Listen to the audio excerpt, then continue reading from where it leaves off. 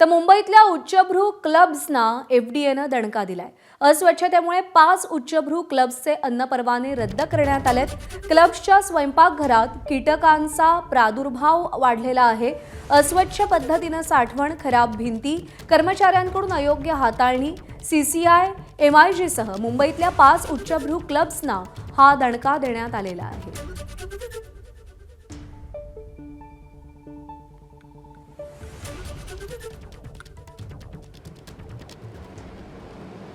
तर हे खराब झालेली सडलेले अन्नपदार्थ आहेत। अनेक ठिकाणी झुरळांचा वावर देखील आपल्याला पाहायला मिळतोय।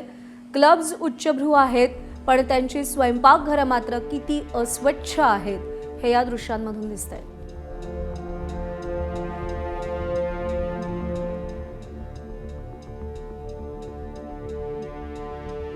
भटारखान्यात कीटक, अस्वच्छ साठवण, खराब भिंती, काळकुट्ट छत आणि अयोग्य अन्न हाताळणी।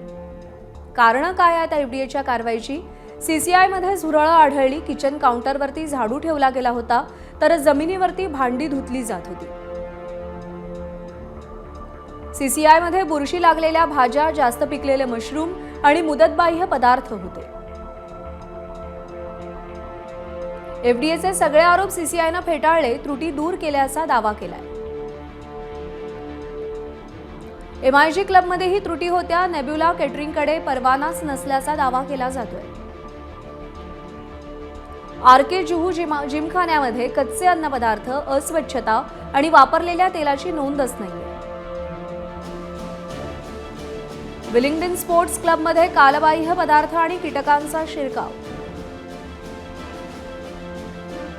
अपर्णा जुहू क्लबमध्ये गंजलेली स्वयंपाक उपकरणं आणि भटारखान्यामध्ये माशांचा उपद्रव होता।